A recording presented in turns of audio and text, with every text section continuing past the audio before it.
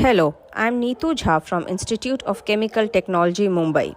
I welcome you all to the sixth episode of podcast series Trailblazer under the flagship of Wisdom, Indian National Young Academy of Sciences. Here in each episode, we interact with women scientists. Today, we have our guest Dr. Chirashri in conversation with Dr. Shweta Yadav. Dr. Chirashri Roy Chaudhary is an associate professor in the Department of Electronics and Telecommunication Engineering of Indian Institute of Engineering, Science and Technology, Shibpur. She has been engaged in interdisciplinary research in the area of electrical biosensors, chemical sensors, and related signal processing with the aim to develop point of care devices. She is a recipient of Young Engineer Award from Indian National Academy of Engineering, Young Scientist Award from National Academy of Science, India, and Institute of Smart Materials Structure and Systems, and Women Excellence Award from Department of Science and Technology, Government of India. She is a member of Indian National Young Academy of Science, an associate editor of the IEEE Sensors Journal. She is a member of the Research Council of Central Scientific and Industrial Organization, a CSIR laboratory at Chandigarh, India, and an executive committee member of Futuristic and Advanced Manufacturing Forum of India, NIFFT Ranchi. Recently, her profile has been featured in the book titled Women in STEM Vanguards of India at 75, published by Confederation of Indian Industries in 2022. So let's go ahead with a conversation with Dr. Chirashri. Hello, Dr. Chirashri. I welcome you to the sixth episode of Trailblazers. Hi, Dr. Shweta. It is my pleasure to join you on this podcast. Thank you so much for being with us today. And we are all set to listen to your experiences. And now I would request you to share your journey so far. Okay, presently I am an associate professor in the Department of Electronics and Telecommunication Engineering at the Indian Institute of Engineering, Science and Technology, Shibpur, which is actually the erstwhile Bengal Engineering College located at Shibpur, and it is one of the oldest engineering institutions of our country. My schooling is from Auxilium Convent, Kolkata, and I have passed my higher secondary from Lady Brabourne College. Then I pursued my BTech, MTech, and PhD all in electronics from Jadavpur University. In my PhD final year, I have joined this institute as the first woman faculty in the electronics department. It was at that time Bengal Engineering and Science University, which was a state university. Later on, it has been upgraded to an institute of national importance in the year of 2014 as IIESB Shibpur. Okay, great to know about your academic trajectory. So I would request you to now share about your research group, what your lab does, and what you're focusing on at present. Well, my research group is presently engaged in interdisciplinary area of electrical development along with other chemical sensors which are integrated with their necessary data processing electronics for development of alternative platforms towards point of care detection. Now, what about the point of care detection we really want to do? We want to come up with certain devices which will be more sensitive than the present technologies, and eventually they are expected to help in early diagnosis. Alongside this particular work, we have also been involved in developing certain soil moisture detection kits as a part of rural development projects which were funded through IIT Kharagpur.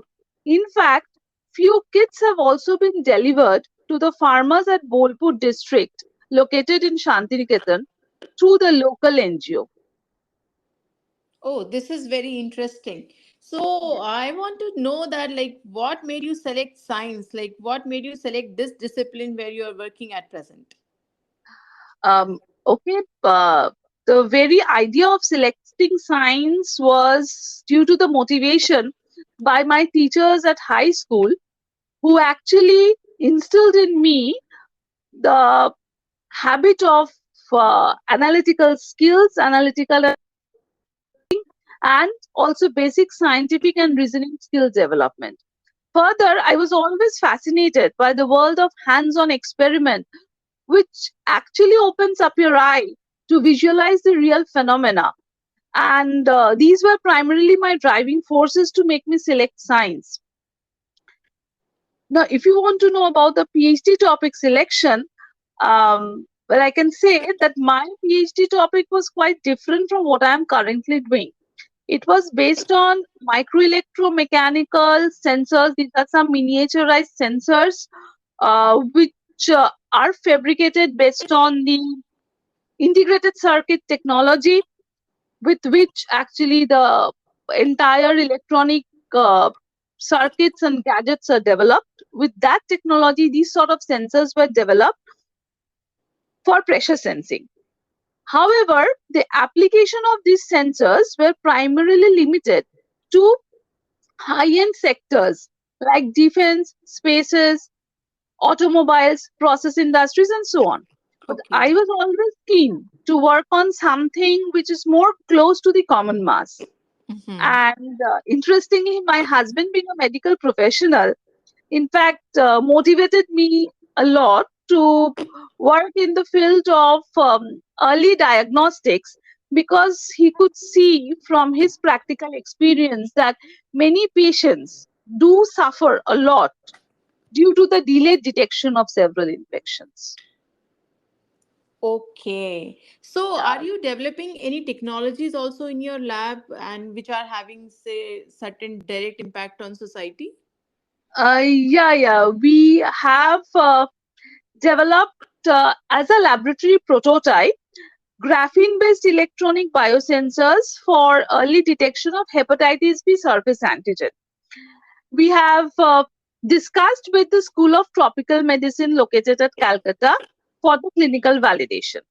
So they have suggested that before you come to us in our institute, you validate it at the institute hospital. So we have an institute hospital. So we are actually taking blood serum now from the healthy volunteers at the hospital, and we are trying to validate our kit. It's a portable kit which we have developed. So it's undergoing the second stage validation right now. If it goes fine, then we intend to take it to the hospital for clinical validation.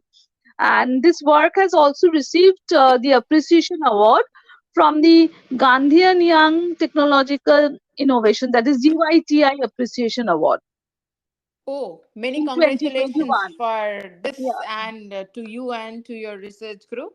You are yeah, thank certainly you so doing much for it. excellent work, which is having direct societal impacts.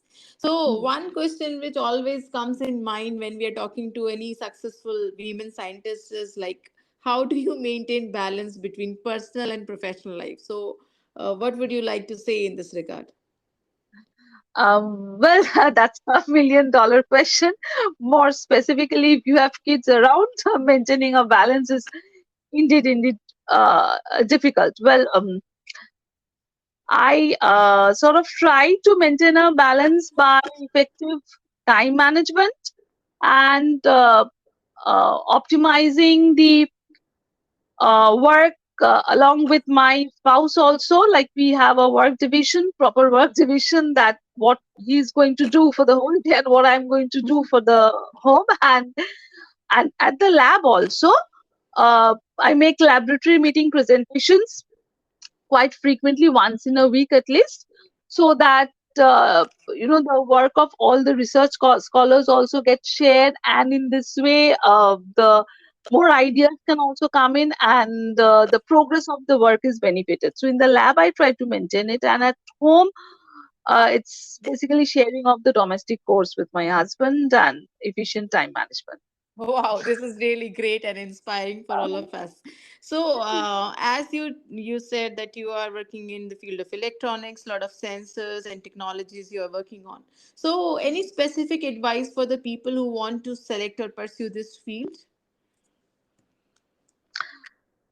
Well, if they want to select the field of science, the most important part is that as students they should never stop asking questions. True. It is through the intrinsic curiosity of the mind one can really probe the depth of a subject. And that is what leads to the various innovative developments, be it an incremental innovation or a breakthrough innovation. Okay. So as you just said that these tips work well for the next. Dr. Chirashri, what is your specific advice for the people who want to select this field of electronics and telecommunication engineering as a career?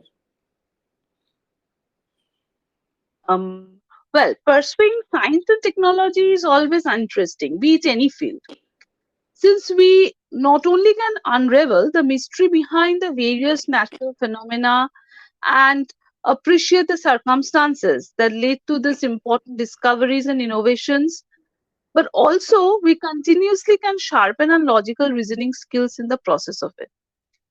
But the road to achieve the desired objective, so be it in pure science or in any applied field like in electronics engineering or electrical or mechanical, whatever it is, the road may not be always smooth.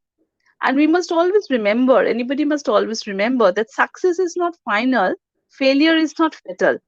It is the courage to continue that counts. And it is the continuous urge of asking questions only through the intrinsic curiosity, then one can actually probe the depth of a subject and solve the problem and eventually become successful and satisfied. True. So, as you know, that still the gender gap is there, and our women participation in such fields are much lesser. So, what is your message for the girls group who want to pursue this field? Firstly, I should say that the administrators and the educators must strive to create environments in school that will motivate the parents to encourage their girl child to pursue science as a career.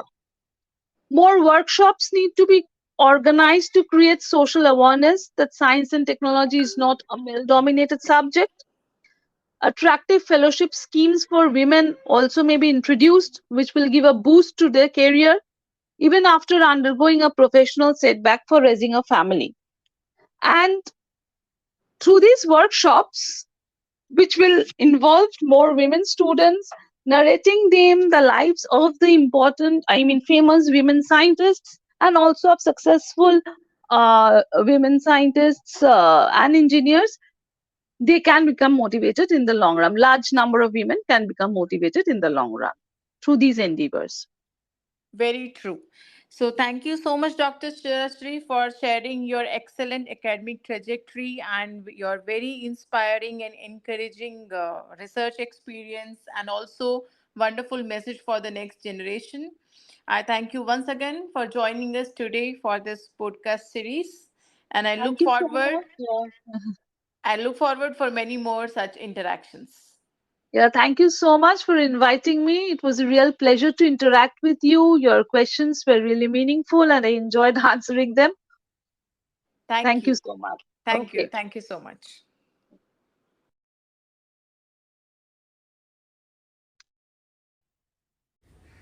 Thank you, Dr. Shweta, for hosting this wonderful interaction with Dr. Chirashri, and also thanks to Dr. Chirashri for sharing her experience. With this, we come to an end of this episode. We thank all our listeners for being with us.